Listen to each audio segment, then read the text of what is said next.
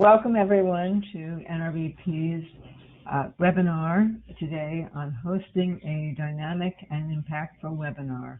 We're going to just give a few more attendees a chance to join, so we'll be starting in just a moment.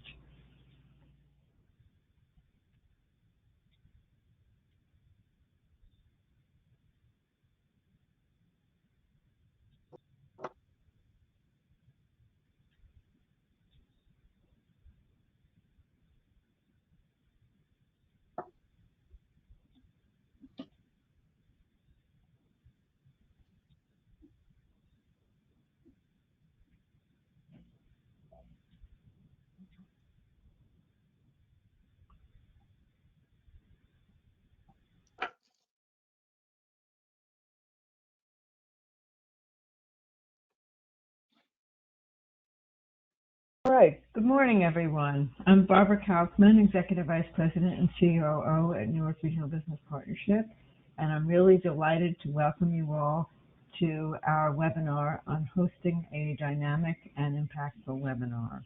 We thought that this would be a very timely program to present because so many of us are relying on Zoom and GoToMeeting and other platforms to be able to meet with and learn from our colleagues and gain information on different topics. And we, at least I'll speak for myself in that I feel somewhat inundated by the number of webinars that come across. And so it's a real decision on which ones to pick to participate in and to listen to. And there certainly are varying degrees of skill and expertise in presenting the webinars. This is oriented towards not only the person who is presenting, but also how can you be a better participant in a webinar? What sorts of things do you want to know about your background, your positioning, the way you speak, the way you respond? All of that will be shared in this presentation by Taft Communications. I'm going to introduce them in a minute, but I want to just first run through some of the things coming up at Newark Regional Business Partnership. The first is our continuing happy hour series tomorrow night from 5 to 6 p.m. We think that every week that we make it through in the COVID environment is a cause for celebration. And so we come together on Thursday nights to be able to toast to each other's health and also hear something that's a little bit lighter and a little bit more fun. And up to now, we've been focusing on beverages, both alcoholic and non-alcoholic, as we heard with how to make cold brew coffee last week. This week, we're going to hear from NJ Pack talking about NJ Pack at home and all the different offerings to just enlighten you and expand your cultural experience while you're at home. Happy Memorial Day to everybody. We hope that you're able to do social distance with families over the weekend and enjoy what we hope will be sunshine and warm weather over the weekend. Because of the Memorial Day weekend, we are going to skip our Tuesday NRBP Nexus networking group on Tuesday. And then on Wednesday, we're going to hear from a psychologist at Pillar College as part of our Return to Work series. And she will be sharing some information, very vital information about the psychology of COVID, everything from the sorts of things that happen when people are inside for a long period of time, when they're isolated, the sorts of feelings that come up, and also to the feelings that might arise as people contemplate coming back to the workforce, from excitement of being able to re-engage to fear of catching COVID because of exposure, and wanting to be sure that they'll be protected in the workplace. Our next happy hour on May 28th will be with All Points West Distillery, and Gil Speyer, the owner, this is Newark's own distillery. He'll be talking about some of the spirits that they offer and showing us a few drinks that can be made with those spirits. On June 2nd, we will resume our NRBP Nexus We may be doing something a little bit different in terms of formatting with that one, with a guest to help with networking. On June 3rd, we just are announcing that we're going to be focusing on a new designation that is a successor to the LEED certification called WELL. And this looks more at the people versus the built environment and what sorts of things can be done to make a workplace more sustainable for people and to make the environment more comfortable for people. And that's everything from airflow to plants to design to spacing. And we thought it would be particularly relevant now that we're returning to the workplace and everybody's mind is on health in the workplace. And then finally, we just announced Eco Kitchen and Bar, the restaurant at NJ Taft, will be with us on Thursday, June 4th for our happy hour. And it will be some combination of the chef and the manager and perhaps the sommelier. So we're looking forward to that, especially for those of us that have missed lunches at Nico. I am now going to introduce Taft. And the first thing I want to say, because it's always a question that comes up, there will be a version of this presentation that will be available. Watch your thank you email, which will also contain a link to a survey. And we would very much appreciate if you would take that survey. And you will be getting a version of this presentation, so stay tuned for that. Just a little bit about Taft. We're very proud that Taft Communications has an office in Newark, and that office happens to be co-located with NRBP, and we're very proud to be sharing the space with them. Taft is also in Lawrenceville, so they cover a lot of the state. They're communications consultants specializing in several areas, including leadership communications, and they are longtime members of NRBP. And we also share some participation in LEAD New Jersey in the leadership program. So we have a lot of synergy and in common with Taft. So I am going to turn off my camera and come back towards the end of their presentation to field questions. Please put your questions into the question box, and I will be reviewing them and posing them after Sheila and Ted finish. So it's now my pleasure to welcome Ted Deutsch, who will be introducing Sheila Cort. Thanks very much, Barbara. Good morning, everyone out there. Appreciate having a crowd here a couple days before Memorial Day. You probably are not going too far Memorial Day given current conditions, but still a holiday weekend ahead. Hearing all of the upcoming NRBP events between beer, wine, music, it's hard to compete. A dynamic webinar maybe isn't quite as entertaining, or at least doesn't taste as good, but in some ways this is a more relevant discussion than ever, since over the last 2 months, all of us are spending more time online, more time by video communicating. 3 or 4 months ago, webinar was more the exception when you might experience this kind of interaction. Now it's much closer to the norm. So hopefully you'll pick up some tips, suggestions that are useful, not just for a formal webinar, but as Barbara said, just in your everyday video communications. So I want to thank NRBP for giving us a chance to speak with you. Barbara did talk a little bit about who we are. To just spend 30 seconds, a minute, we're a firm that is very focused on purpose and impact. That's how we talk about Taft Communications, working with companies in Newark, New Jersey, and beyond, and leadership development being a key part of that. I've led communications for a couple of public companies based in the state, have led Taft for the last 7 years. We've been very happy to have a presence in Newark for the last few, and as Barbara said, even cohabitating with NRBP. And you'll be hearing shortly from my colleague Sheila Cort, who runs our ClearPoint practice, which is very focused on working with individuals on being stronger communicators, on how they enhance their presence, their engagement, their communication style, how they can really as we say, inspire audiences to action. Sheila also has led communications for a couple of public companies, has worked for Diversity Inc. in the D&I space, and has been with Taft for the past 5 years running this ClearPoint practice. Of course, if anyone subsequent is interested in talking to us, we're always happy to be NRBP members and talk about this topic or others. Let's get down to the agenda at hand, and I'll kick us off, and we'll have a little bit of a conversation here between Sheila and me on these topics, and then take some questions toward the end. Clearly, there's a lot of value in the webinar format.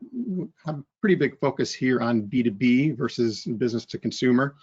Talk a little bit about what it takes to prepare properly, plan out and promote a webinar to get the right people, the right audience, and then the right approach. And particularly with Sheila, talk about sort of the technique of delivering a dynamic webinar, both you personally, what you say, how you appear, and how you handle the flow of the event itself, and then how to follow up to try to make sure that you're making the most of the connections that you may have made. Now, if you're here, you're somewhat of a believer in the value of webinars, or you probably would not have chimed in at all, or at least you're intrigued about how it might help your business more. And trade shows, conferences canceled this spring, summer, probably this fall, this format becomes more and more important because we lose a lot of our traditional networking opportunities.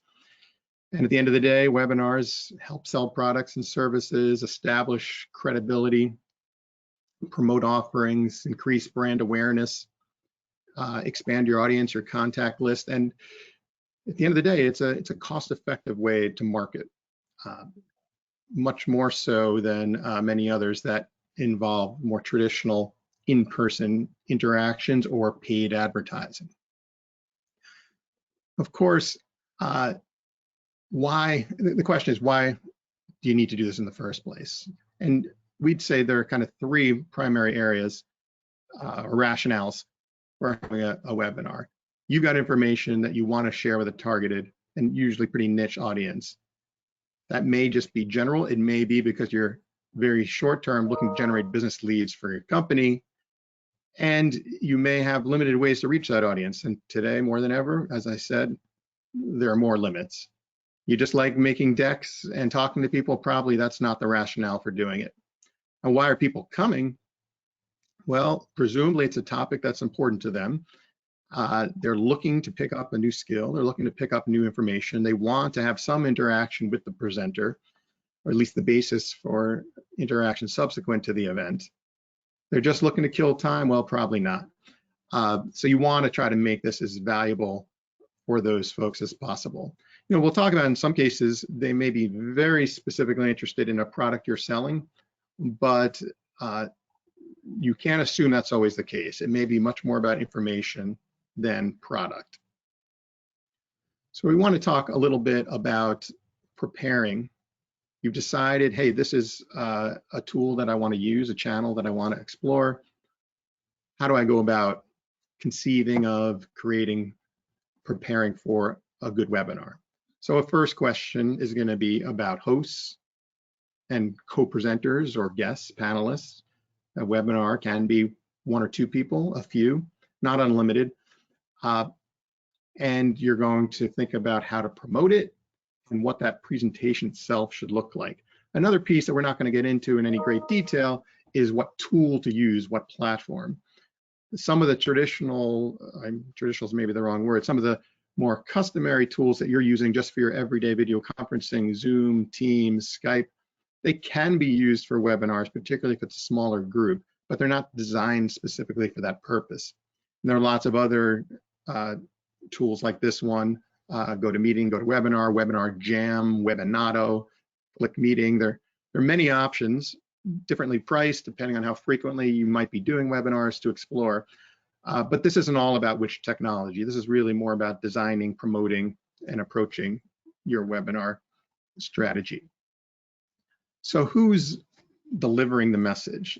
The host. Now that could be the host of an organization like Barbara. It could be the host of the webinar who is then going to bring in panelists. If your organization, for instance, is going to be doing a series of webinars over time. And you're going to want to focus on the delivery, the ability of that host to carry through a dynamic session that's going to keep people engaged, both the panelists and the attendees. Engagement is so key. And as this stat shows, 48% of attendees have said that the presenter, the quality of the presenter is so key to the success of the event. Let's talk for a sec about co-presenters. What do you need to think about there? Sheila? Yes. Thank you, Ted. And it's so true. Many people just focus on what they're going to say and how they're going to say it. But if you have invited guests, it's important to ensure that they're saying the right things as well. You're going to want to look for the same qualities in a host, the same in a guest or a co-presenter that you do in a host. Your guest presenters should be knowledgeable about the topic. They need to be experienced. They need to be able to respond to Q&A. These are all really important things to think about and to consider. You also want someone that's agile. I mean, things can go wrong in a webinar, right? You want them to be able to adjust on a dime, handle a challenging question, deliver information in a slide if there was a glitch. Imagine if our slides disappeared. I feel confident that Ted and I could still walk you through the basic principles. So you want to make sure you find that in a co-presenter or a host. Those things are really important. Thanks, Sheila. And so you come up with a great idea. You've got an outline for what you want to cover. You're getting ready to build the content. And, as the old Field of Dreams expression goes, if you build it, they will come, right? Well, not necessarily. Unlike the magical field in Iowa, it takes promotion to get people to come to your webinar. How are you going to attract people who are interested? How are you going to sort of appeal to the why they should care, and what the benefit might be from that event? So you want to build the case. And let's talk about sort of the components of that. And this is just an example here of another webinar. And I'm not focused here on the design of what you see, but if you notice sort of the three parts of promoting an event like this is why it matters. In this case, in the context of the economic fallout, there's going to be a big reset. What are the lessons for leaders who want to be able to be ready for that reset and understand what's coming down the line? Explain as quickly as you can. It might be a sentence and maybe a few bullets on what the key takeaways will be, and have some sort of compelling call to action that in this case, it's a can't miss webinar. If you want to be a leader who's ready to shape the future, and seating is limited, which is generally the case, and even if not, can add a little sense of urgency. Yeah, and Ted, I love this example. As you said, it's not so much about the design, but it really does a great job of calling out the key points. So it tells me very quickly why I want to be a part of this webinar. And ultimately, that's what we need to do for our audience. Now, there is a question of, is this a hard sell or a soft sell type of webinar? If your audience, for instance, is small business owners who are looking for a new CRM, a customer relationship management system, and you are a CRM provider, there's a pretty good chance they want to hear the benefits of your specific CRM, and you're going to have some license to be somewhat promotional. On the other hand, if your topic is a little bit more like this one, or the same small business owners, we're just worried about, say, their investment portfolios in a tough economy, and you're offering a webinar on trends in the markets and what you should be doing with your portfolio, that's probably a bit of a softer sell, where you're looking to show that you understand the economy, the investment picture, that you've got more insights than others, and ultimately you hope, of course, it's going to lead to business versus selling a specific investment product. So the message here is there's a time for soft sell, there's a time for harder sell. Webinars often are a little bit more of a softer sell, unless it's very clear what the product is that people are coming to learn about. So where and how to promote it. is of course important. And you've got multiple channels these days. And once you've decided you're going to try to do this, you've identified the technology, the platform you want to use, you've got an idea what you want to say. Well, your own website, of course, is a good idea, but if you're not a highly trafficked website, that may not get you much of an audience.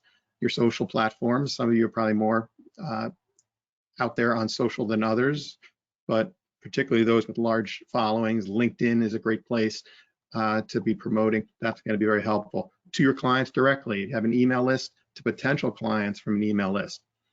You know, it could be valuable to do it through a newspaper, whether that's sending a press release or paying for an ad, a business publication, whether that's Newark and NJ Biz and ROI&J, if you're willing to invest some dollars in that, through blogs, through a partner organization. This is an example here where NRBP saw value in the content, we're members, and NRBP has helped to promote the event itself. And there are other event sites too. So the bottom line is you need to have a plan. If you just put the webinar out there, you're not likely to get many attendees unless you execute that plan. Thanks. Now comes what I believe is the fun part of putting on a webinar. It's really talking about the what you'll say and how you'll say it. So let's begin with content. So you can read these bullets faster than I can speak them to you, but if you take a look at those first 3 bullets, you'll see they really speak to the what am I going to say and why. Again, just as Ted talked about, you've sent out the invitation, you've positioned your webinar. Stay true to that. Your audience is seeking to gain that information. So seek not to steer from that, or else they'll be a little confused as to why they're attending the webinar. Remember, you don't want to say too much. You know, it's really true, less is more. So don't clutter your slides, don't belabor a topic. Create your story so it flows and it's a little bit enjoyable for the audience to listen to. Your webinar message, it needs to have this trusted pattern, right? So it's going to have things like visuals and videos and surveys that'll support you.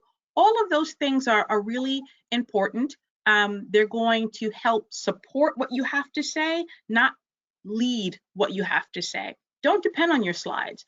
Talk to your audience, engage your audience. Again, they can read the slides faster than you can.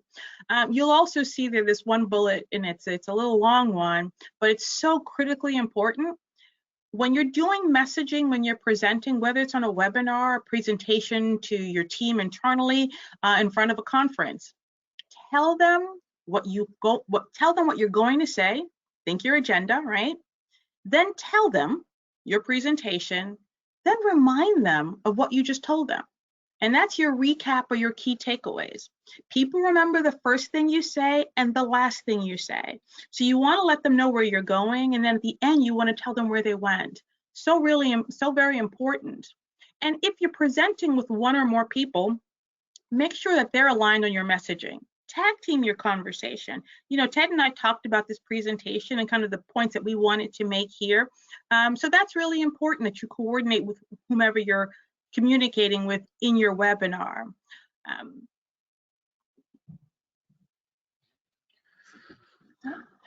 And then, thank you, Ted, for clicking that for me. And then if you look at your content, remember your content is telling a story. So when I do coaching, we talk a lot about your ABCs. Let me explain to you briefly what that means. When we talk about ABCs, it's that focus on your audience, being brief, and being clear. Again, we talked about why do they need this? What do they want? You really want to satisfy their what's in it for me. Really important. Be brief, right? Already talked about less is more. It always works. That also helps with clarity. When you don't clutter with too many slides or too much messaging, and you don't go off on tangents, it really helps the audience to understand and absorb what you have to say. Now, you might think that a webinar is just about your slides. I beg you, the slides are not as important as you are, right? But in a webinar, there is an order to your slides that's very helpful to the audience in understanding your story. So as you can see here, you know, you start with that title slide that really kind of frames what you're about to say. Remember, you're going to tell them what you need to tell them, right? So that agenda is really important, and keep it simple, 3 or 5 bullets. That's really all you need. Then your content. The school of thought is if you're presenting, 1 to 2 slides per minute, depends on how much text you have on the slides. So be careful with that. Your summary and key takeaways, this is what your audience is really waiting for. They want to get those tips. They want to hear from you, but if you can summarize it for them at the end, how beautiful and how wonderful. Questions. Q&A is really important, whether you're engaging questions during or afterwards. Be prepared to converse with your audience, whether it's in typing or speech. They want to hear from you, and that's the reason why they're tuning in. And then call to action. There usually is a call to action on webinars, whether it's look out for something in your email. As Barbara said at the top of the call, she's going to be sending you a survey. So all those things are really important to frame for your audience. And let's look at delivery. So you've written your webinar, and when I say written, I say quote, right? No one wants to sound scripted. So you want to think of your messaging, the key points you want to make, how you're going to interact with the person that you're presenting with. Those are all really important, but you don't want to come across as sounding too scripted. So that's a really important thing. Voice, tone, pace, body language, right? When I use my hands, is it distracting to you, or is it supportive of what I'm saying? Those are really important things. Practice will help you get there. Practice is so very important. What you wear is important too, right? Is it complementing what you have to say, or is it distracting? Let's think about those fussy shirts that people might wear, both literally and visually, right? If you're wearing something with a busy print or something with a fussy neck, that gets in the way of people hearing what you have to say. So you want to take care with that very closely. And then your setting. Make sure it's not too distracting. You know, Ted has a great bookcase behind him. I'm pretty sterile, but I got my flowers back there in the vase. So all those things help. It's complimentary, not distracting. You're paying more attention to us than you are to what's going on behind us. So that's really important. And remember, you know, your audience wants to hear from you, as I said. So assets like videos, images, surveys, those help you. They support you. Again, they don't lead you. But I know Ted has some thoughts about using videos in webinars. Ted, you want to share your thoughts on that? Right. Well, Sheila, you know, video is a big question anytime you're doing these meetings, and probably over the past 2 months, some of you have had success or problems sharing videos. And there's the question of, are you yourself going to appear on screen? Which is generally a good thing, and these platforms are designed to enable it. So you put a little bit more of a human connection to the voice, but maybe you don't want to be seen. Maybe you're uncomfortable with it. Maybe you're much more comfortable just speaking to your visuals, and that's okay. So that's the first question. Make a decision that is best for you and your co-panelists or your guests.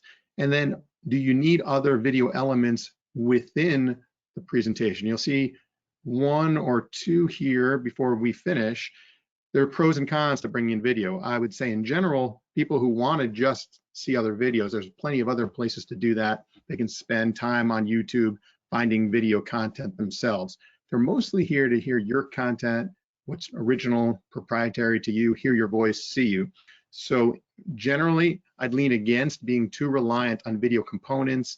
It also just removes that extra dynamic of, is the video going to work? Are people on the other end who might not have great Wi-Fi or great connection going to run into problems? So I would just urge some caution there and care in how you decide what to use. So now let's talk a little bit about showtime. You've done a lot of prep. You've done a lot of outlining, concepting, and a couple of these things will build on what Sheila said earlier.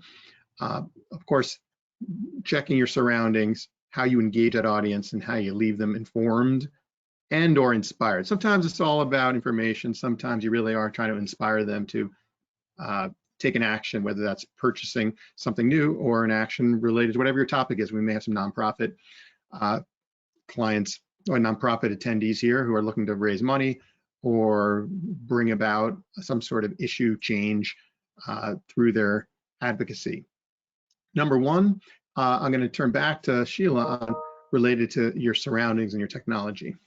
Yeah, thank you, Ted. And I talked a little bit about that just a few seconds ago, but it's so very vital that you check your tech in advance. I'm sure that a percentage of you who are watching now have been on webinars where the technology didn't work, where you couldn't hear a speaker or the slides weren't working. Um, it happens even if you check your tech, but it is so important to do that. Just as we did a dry run yesterday to make sure everything was working so we could present this to you with ideally no flaws. That's really important. So checking your tech a day in advance is critical. Making sure that your guests also check their tech. So if you're leading this, but you're inviting someone to join you and they're not in the same room as you, have them check their tech as well. That can be a problem too. You're all prepared, you log on, and then they do and you can't see them or you can't hear them. So testing that in advance is going to be very, very important. Also, verify your logon information. The worst thing is for an audience to seek to gain entry to your webinar and they can't for whatever reason. So check that as well. It's so much better to get an email from the host the day before saying, hey, the details have changed, rather than being frustrated the day of. Again, we talked about surroundings. So as you can see in these images, you want to make sure that you're comfortable and you have a good surrounding around you and it's not too distracting. You want to seek to avoid distractions. And yes, that means Fido cannot stay with you for moral support. He's adorable, but he can't. Because just as quiet as he always is, it'd be the one time he wants to bark out loud, right? And you know, it goes the same for kids and any other people or things that just might make noise when the time's not right. You know, I'm sure many of you remember this lovely scene. Poor guy. I mean, my heart breaks for him, right? You can just feel for him. He was reporting live on the BBC, national audience, and his kids come in and it's just chaos. And you can see from his facial expression, you know, again, things happen, but you want to be able to account for anything that can go wrong and can get in the way of your successful webinar. So just think about those things in advance. It'll really help you and your audience. Yeah, Sheila, I Finally, would just add, Sheila, if I could jump in, that in this COVID time where we're all working from home, it's harder to control your environment completely the way we can when we're in our offices. And some of you may be in your offices still because you've got no choice but to be working there. So I'm not assuming everyone's from home. So I think there's a little more license that, as you've all probably experienced, something happens, it's personal in the middle of these sessions. You just take every effort to minimize it and hope you don't have this scene. yeah, very true, very true. And you know, what's really important too is your camera. Again, the images speak for themselves, right? You don't want to get caught staring into your camera, feeling creepy to your audience. Also, you know, cameras unfortunately come in different places on our computers. Some are down at the bottom, and that's a real challenge because you end up looking up at the person, even if they try and adjust their laptop. And then some are at the top. Some have attachable webcams, and that's much easier to kind of move around to make sure you're framing correctly for your audience. So those are things you want to pay attention to. And if you're co-hosting with someone, you know, pay attention to your eyes. And if you're wandering around a room, it feels really strange to stare at a screen like this for very long. So your eyes are going to wander, and that's okay. But make sure it's not kind of doing one of these things, or it's going to be distracting to your audience. So I'll pass it back to Ted. He's going to tell you how to start strong. Well, so now it's kickoff time. You're ready to deliver. Some basic things. I'm at a standing desk.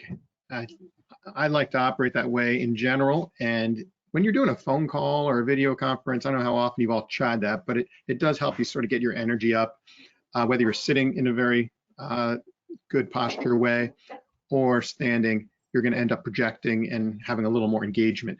Also, sometimes talk about the fact that you need to think about hydrating ahead of time. Do you normally drink coffee? If so, you kind of have a sense of your rhythm and when you're at your best. Think about that before you host your webinar. Think about how your volume is, how engaging you can be. It's hard to interact with an audience that's not there. So smiling, somehow forming this multimedia connection is not easy, but if you forget about the fact that there's an audience there, you can end up being a little too distant. And trying to begin with some enthusiasm and getting people pulled in, hopefully we accomplish that today, is important as well. Of course, introductions are key. Thank you, Barbara, for setting this up nicely, introducing yourself, but not spending too much time or not being too self-promotional is important too. And allowing your guest, if we're talking panelists, when I say guest, to greet to your audience is an important step too. So for instance, if you've arranged a webinar with 4 different speakers, rather than wait to get to the 3rd and the 4th until you're 30 minutes in, give them a chance to introduce themselves or have something to say early on. That's gonna also help engage the audience and engage the panelists. Yeah. And you want to let people know how you're going to run your webinar. Again, at the top of this, Barbara did a really great job in explaining how we're going to entertain questions at the end. And she talked about the survey that'll be sent to you. So it's really important. People want to know, will I be able to ask questions? Are they going to ask me a survey? Some webinars, I attended a couple of webinars earlier this month, and they did webinar surveys. One person told me about it in advance, one webinar person didn't. So when they said, okay, now click on for your survey, I'm like, what survey? So tell people what you're going to do. That's really important. You don't want to surprise them. Your biggest challenge will be to move things along. You want to steer the discussion. So again, if you're having this great interactive discussion as part of your webinar, or even if you're just minding yourself, if you're the only presenter, you want to be careful that you're tracking yourself. You want to make sure that you are staying true to the time. People have committed the hour, the 90 minutes, however long, to watching you and to listening to your webinar. So you want to honor that. Finally, practice really goes a long way in helping to avoid you running out of time. So always really important to focus on that. So Q&A, again, we talked about whether you want to allow it during your webinar, and if you do, and that's okay. I've been to some really great webinars where I've been able to have that exchange with the person. It depends on topic. The topic for that one was a real conversational one. He was soliciting more questions, really delivering information. So it was really appropriate. If it's something like this presentation, or if you're talking about a product or a service, you'll probably put questions towards the end because people want to be thoughtful about the full picture and then provide you with some questions. So that's really important. Sometimes, you might find at the end when you're saying, okay, here we are, we're open for questions, that, ooh, silence, no one's asking any questions. It happens. Sometimes people don't have a question. You've kind of satisfied all their questions, or they might be a little shy about asking a question. Either way, and dare I say, I hope that doesn't happen today because we're looking forward to your questions, but you always want to be prepared. So even between you and the host, or if you're host and presenter, you want to think of some final comments to make or some final questions that you might ask of yourself to present to your audience. So that's really very important. How we finish, just as important as how we start. So Ted talked about all those elements about how to start a presentation. How you finish it is really important too. People are looking forward to, again, remember, you told them what you're going to tell them, you told them, now you need to tell them again. So you want to start your finish strong. You want to review your key points. People are waiting to hear that. And it's your gift to your audience to summarize it for them. You want to talk about any next steps. Do you need your audience to do anything? Again, remember, look out for your email because Barbara has a survey for you. You want to make sure you compliment and thank everyone that's a part of your meeting. That's really important. And you don't want to forget about thanking your audience. So sometimes I've been on webinars where, they spend so much time thanking the guests and the host, they forget to thank the audience. And we want to thank them. They're spending time to be there. You've carved out valuable time to be here, and you want to honor that by thanking them. So that's really important. So your webinar is over, and you want to breathe a sigh of, whew, done, right? Great. But your work's not over. As Ted said earlier, whether it's a hard sell or a soft sell, there are things you want to do. You want to follow up. You want to engage your audience. So you want to thank them again with that wonderful email that you're going to receive, and it's going to include documents like an abbreviated version of this presentation. It's going to include the webinar. You're going to have all of that in your thank you. That's great, and that's what you want to do when you're doing your webinar. You also want to let them know how you're going to reach out to them in the future, if there's something that your audience should do, following up. Those are really important things, and how to contact you and when to contact you. It's really important to pay attention to that. If your webinar was to sell something, well, how do they gain access to your information? How do they gain access to your product? Is there a video you want to send them afterwards? All those things are really important. And, what if you want to send or get more information from them that's not exactly related to the webinar? Well, be upfront about that as well. You might want to get their thoughts on potential ideas for a next webinar. Feel free to ask your audience that. Again, they've tuned into you and now they want to listen to you. They're accepting of what you have to say. Finally, you want to make sure that you're growing your network. So communicating with them is important. Also, extending that network. So think about repurposing your webinar through your website, social media platforms, all wonderful ways to continue to grow that network. Really important. And the final thing you want to do is, when all of that is done and you're a little exhausted, right? You want to sit back and reflect. How was the webinar? How many people attended? Did I get good feedback? Are they interested in hearing more from me? All those things will really tell you, number one, was your webinar successful? And number two, what you can do into the future. And that's really important. People want to know that. So staying true to what you said, let's take a look at today's key takeaways. Yeah, to summarize, and as we said, we recommend in all presentations, including webinars, letting people know what you're going to cover, covering it, and then summarizing it. Having that why, that rationale clear for the value that a webinar is going to bring is key. Picking the right guests, the right panelists, choosing wisely, making sure that you're well coordinated, you've got a good knowledge base, and you're coordinated so you're not going to have overlapping, duplicating message. That's important, and maybe we only emphasize it lightly before, but if you've got 3 great panelists, but you haven't coordinated well what each is covering, and it turns out that you've got a lot of overlap and redundancy, that's just not going to be a great experience for the participant. Make sure that invitation attracts the right audience, has the rationale, has the key takeaways in it, and a compelling call to action. Remember to weigh whether this is a hard sell or a soft sell, even a no sell. Sometimes brand awareness, building your visibility as a knowledge leader, as a thought leader is enough. And then stay true to that. And take care with content. We talk about less is more. And you'll notice these slides, for the most part, were not too copy heavy, some visuals. I'm interested to hear whether or not participants here have questions. Maybe you have a couple comments on what worked well or didn't work well in webinars you've attended in the past. One of the risks or the problems people run into is putting too much data, too crowded slides, too much busyness, and you lose your audience. You want to try to keep it simple so that the message comes through and your content and your live explanation comes through, because they're there to hear from you. And then some of those key takeaways related to delivering, somewhat tactical, concrete. Again, they should benefit you in all your presentations, not just webinars, and all your video communications. Check your tech, check your surroundings, try to be in a place where you can look at your best and be undistracted. Think about how you start, think about how you engage. By the way, as a little caution, and as Sheila, who's worked with me for years, knows, generally in live meetings, I like to inject humor, try to make things fun.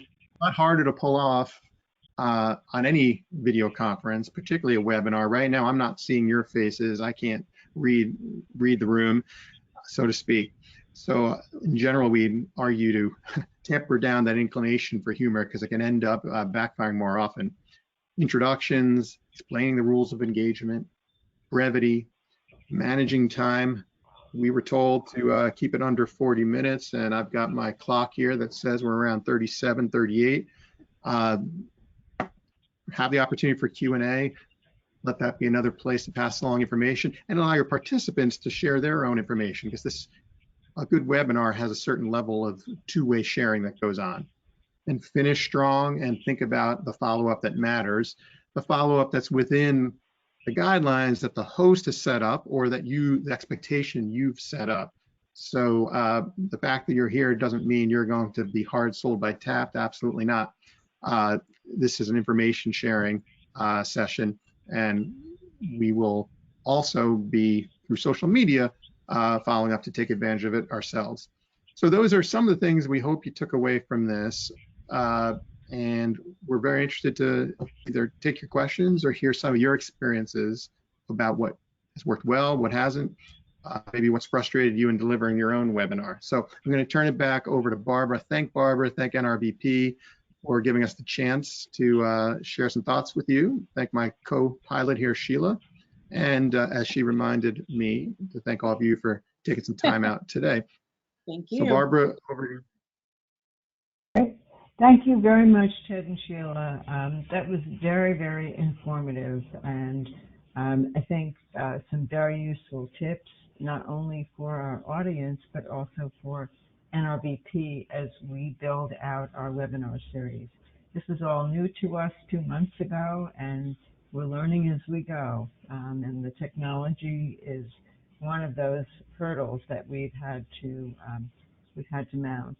I wanted to follow the lead of what Sheila and Ted said in terms of what you can expect in your thank you email. In addition to getting a survey, which people sometimes say, well, thanks, but no thanks, we hope that you will want to take the moment and fill out that survey, because that will be very valuable, not only to NRBP, but also to Taft Communications, because we'll be sharing the results with them.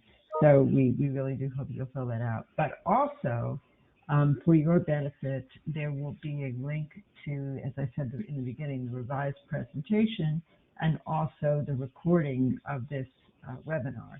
So you will be able to review any parts that you might have missed. So just a couple of thoughts and questions before, and I don't see any audience questions right now, so I'm going to pose a few myself, and then if anybody does have a question, please put it in that question box that we have. The first is in terms of promoting the webinar and building the audience. We're all completely inundated by emails, and we're seeing literally hundreds of webinars coming across our desk weekly. Do you find that there are certain phrases, because once somebody opens the email, it's more likely that they're going to think about signing up. If they're deleting without opening, then you've lost the case before you've even begun. So are there certain messages that you find are more helpful to get people to open the email? Maybe I'll start and Sheila could add something. Part of the answer is, if you've got the ability to do individual invitations, if there's someone on your team who can send the invitation directly to prospects or clients versus a group large scale email, that's always going to be more effective. And in fact, sometimes, as good as the tools are that you use to blast things out, they get caught up in spam filters and junk mail, and that can end up costing. And you can do both. You can do the large one and follow up with individual messages. And I think the shorter and less promotional the subject lines are so important, the better. If you can get to the heart of the value of the content in just a few words without sounding too salesy, that's going to be a big benefit. Sheila, Yeah. want to add to that? No, I agree. And it kind of goes back to the thinking of really focus on your audience. Who do you want to be in your audience? And speak to their heart. So, for example, if I was putting on a webinar about project management, well, project managers get lots of webinars about project management. But what's happening in their world today? What's happening in their universe? Speak to their heart. So my lead might say project management amidst COVID-19, right? who's not going to want to click that on? Because they'll want to know if there's any skills or anything different that they should be doing from a project management perspective during this time. So again, really put yourself in the place of your audience, think of their world and how you can relate to that. Mm-hmm. Thank you. This is as much a comment as a question. I've been on webinars where the presenter is doing distracting things with their hands, looking at the camera, arranging their hair, or, somebody with longer hair doing this kind of thing, with their twisting.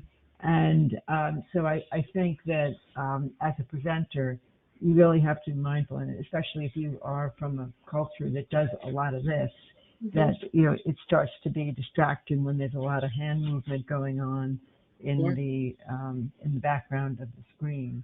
And I think it's hard because some people are naturally more wanting to use their hands, and also if you were in person, you'd be doing a little bit more of that. But perhaps there's a balance to them. No, I agree with you, Barbara, and I'm sure everyone on this call realizes I'm someone who loves to talk with their hands, right? So I have to pay attention to that, especially in the screen, because you don't want to see this, right? You don't want to see my hands coming that close. And I seek to use my hands to complement what I'm saying. So when I'm really passionate about it, you'll see that with the hands. And when it's done that way, it's not distracting. I encourage people, if they're not hands people, or they might be the hair twirlers, you clasp your hands, right? People can't see your hands in a webinar, so clasp your hands and kind of sit at attention. It really helps you sit up straight, you clasp your hands. It helps because you're not going to unclasp them to start doing this. It's harder to do that rather than if I had my hands flat, I might start getting a little nervous. So there are lots of things you can do to kind of tame back the body language. Mm-hmm. I want to get back. Oh, go ahead, Chad. I just want to underscore that in this format, if you're on screen or you're not even sure whether you're on screen, assume you are, because nothing is worse than seeing a panelist who's doing something else during their session, even if they're not speaking. And in your general meetings, we've probably all been in meetings where it's clear that some of the participants are completely distracted. So in a live panel, that still applies. If you're at the front of the dais at an NRBP event, you still, even if you're not the speaker, want to be conscious that some people in the audience are looking at you. That's even more high level in this format. Yeah. I think that's very true. That there is the similarity.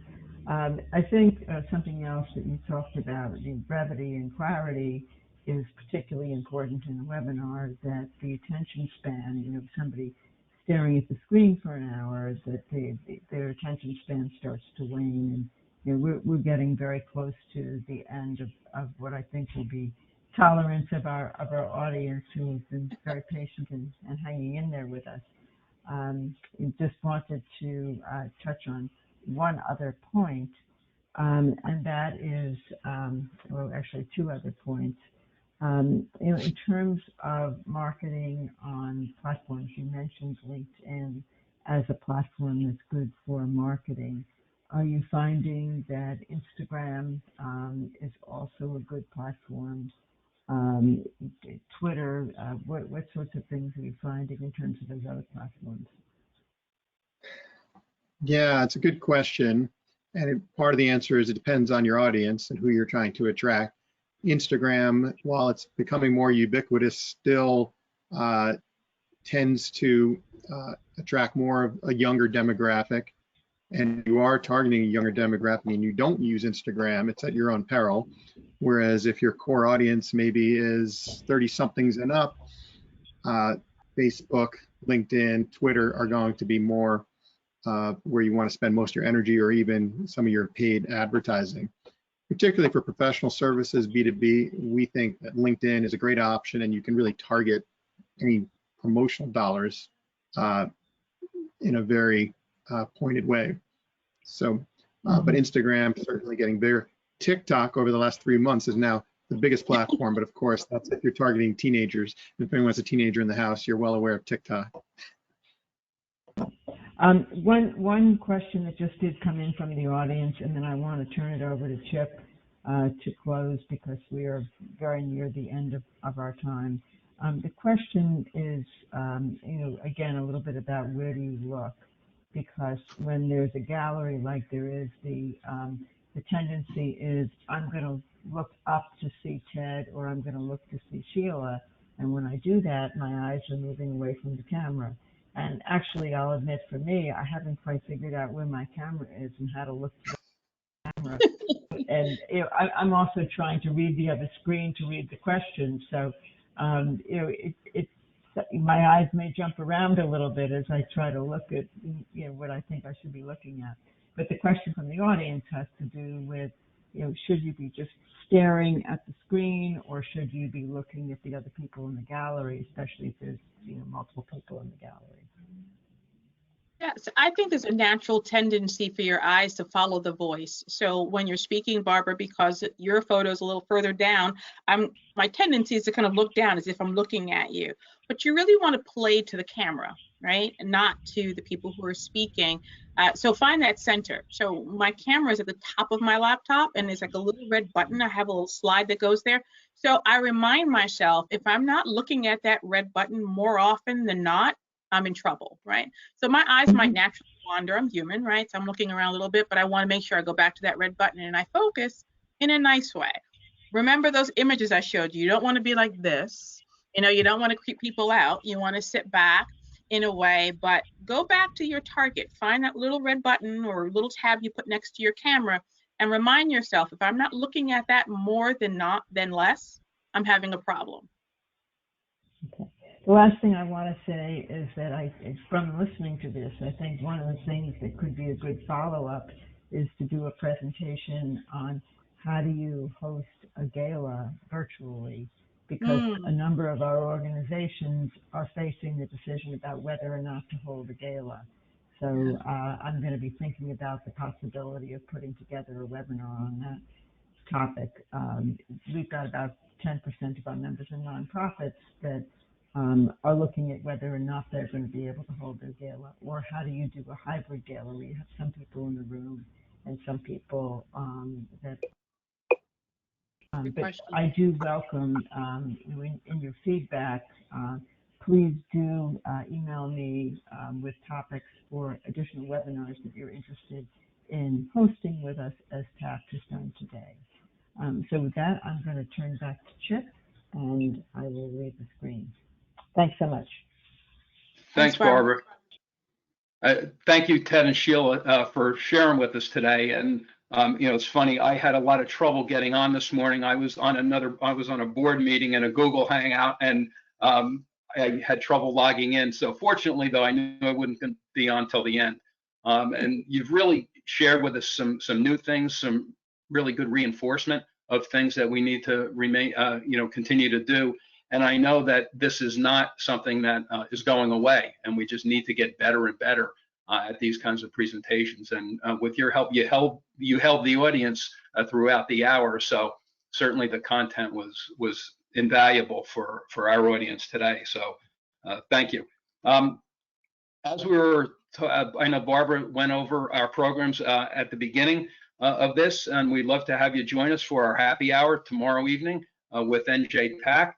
We've got another webinar on the psychology of coping and managing concerns of employees and clients going forward next week by Pillar College, and another happy hour again next Thursday with All Points West Distillery. So we certainly want to continue to keep you engaged, help you, our members, in any way we can.